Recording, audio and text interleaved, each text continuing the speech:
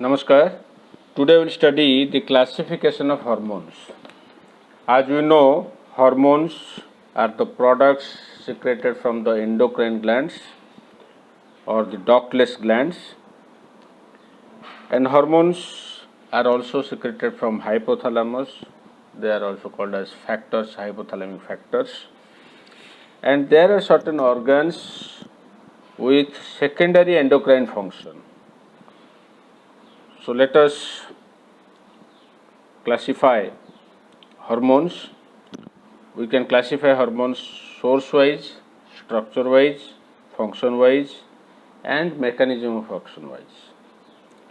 So source-wise, as we have discussed, the hormones, one source is your endocrine glands, the second source is hypothalamus, and the third source is organs with secondary endocrine functions. So release from endocrine glands, the endocrine glands include your pituitary glands, thyroid gland, parathyroid gland, adrenal gland, the gonads, pancreas. So let us discuss one by one.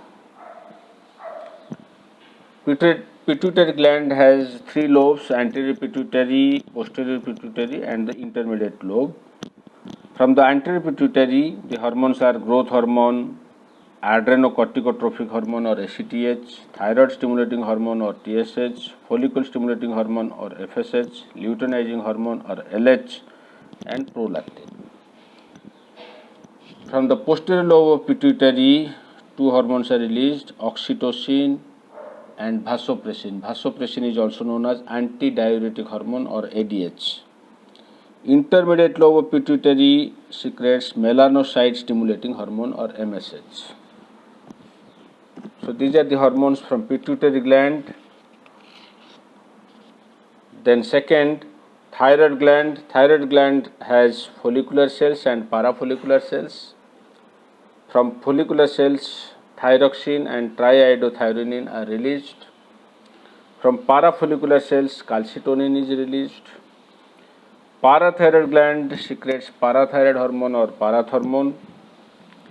The adrenal or suprarenal gland, it is called suprarenal because it is present above the kidney, and the outer part is your cortex and the inner part is your medulla. From medulla, adrenaline is secreted. The outer part, the cortex, consists of three layers: zona glomerulosa, zona fasciculata, and zona reticulata. Zona glomerulosa is the outermost layer, zona reticulata is the innermost layer, and the middle layer is the zona fasciculata. So the hormones secreted from zona glomerulosa are called mineralocorticoids, example aldosterone. The hormones released from zona fasciculata are called glucocorticoids, example cortisone, cortisol, hydrocortisone. The hormones released from zona reticulata are called sex hormones. So sex hormones, in addition to your gonads like testes and ovary, in small amount they are also secreted from zona reticulata of cortex of adrenal or suprarenal gland. So progesterone, estrogen, androgen like testosterone are the examples of sex hormones secreted from zona reticulata.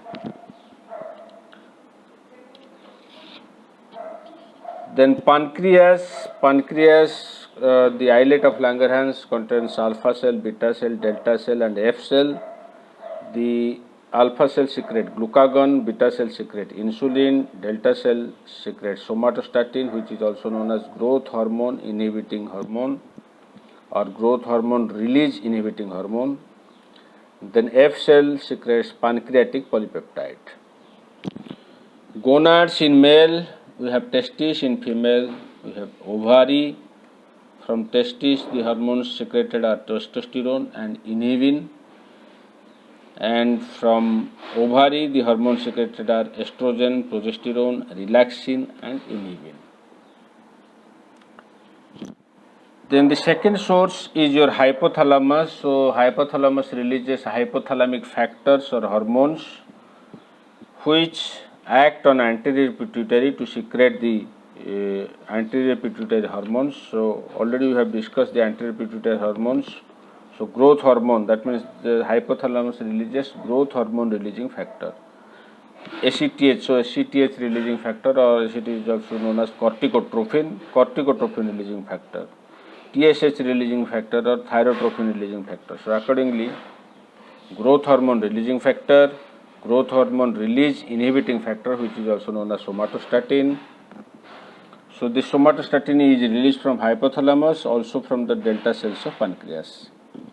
Then corticotrophin or ACTH releasing factor, thyrotrophin or TSH releasing factor or hormone, gonadotrophin releasing hormone or gonadorelins. Gonadotrophins are nothing but your follicle stimulating hormone and luteinizing hormone secreted from anterior pituitary. Then prolactin releasing factor and prolactin release inhibiting factor. So this growth hormone and prolactin, they have two factors, releasing factor and release inhibiting factors. Then there is MSH releasing factor and MSH release inhibiting factor. So these two act on the intermediate lobe to secrete the melanocyte stimulating hormone. So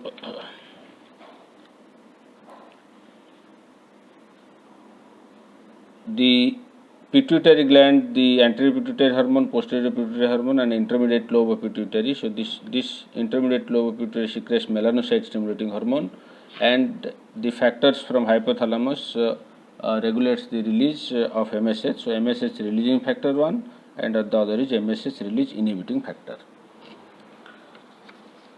Then the third source are the organs with secondary endocrine functions like heart, GIT, kidney, renin, skin, skeleton, adipose tissue, thymus gland, and liver. Heart releases atrial natriuretic peptide or ANP.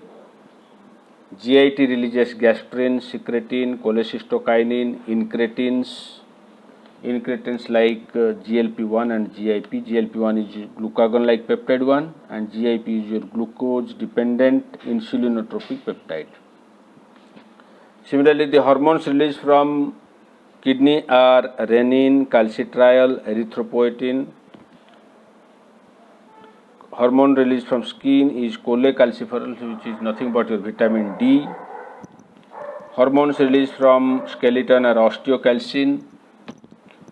Hormones released from adipose tissue, leptin, adiponectin. Hormones released from thymus gland, thymosin. Hormones released from liver, insulin-like growth factor 1, angiotensinogen, thrombopoietin, hepcidin. So this is the source-wise classification of hormones. Then structure-wise classification or chemical classification. We can classify hormones into 4 groups: steroids, biogenic amines, derivative of amino acids, peptides and proteins. Steroids like estrogen, aldosterone, glucocorticoids. Adrenaline is an example of your biogenic amine. Thyroxine is a derivative of tyrosine, the amino acid. Peptides and proteins, most of the hormones are peptides and proteins. For example, your anterior pituitary hormone, insulin, glucagon, all these are examples of hormones with peptide or protein structure. Then we can also classify function-wise. The hormones can be classified function-wise, and you can remember F, M, C, G, V, S, S, and from this F for fuel, availability of fuel, growth hormone, glucagon, insulin are the examples. M for metabolic rate, regulates metabolism, thyroxine. Then regulates somatic growth, growth hormone, insulin-like growth factor are the examples. Regulates sex and reproduction, for example, estrogen, progesterone, androgen like testosterone. Then regulates circulating volume, aldosterone, which increases the circulating volume, causes salt and water retention. Then anti-diuretic hormone or vasopressin. Adaptation to stress, adrenaline, glucocorticoids, they help in adaptation to stress. Then hormones which regulate calcium balance. So the hormones which decrease plasma calcium, calcitonin, hormones which increase plasma calcium, parathyroid hormone or parathormone. Then finally we can classify hormones based on their site and mechanism of action. They act at the cell membrane receptors, maybe your G protein coupled receptor or tyrosine kinase linked receptor. In the G protein coupled receptor through adenine cyclase, cyclic AMP pathway, adrenaline, glucagon, follicle stimulating hormone, luteinizing hormone, thyroid stimulating hormone. Then through IP3 DAG pathway, oxytocin, through tyrosine kinase linked receptors, insulin, prolactin, growth hormone. Some act at the cytoplasmic receptors, the steroid hormones like your glucocorticoids. Then some act at nuclear receptors, example thyroid hormones. So this is all about the classification of hormones based on site and mechanism of action or function or structure or the source. So this is all about the classification of hormones. Thank you.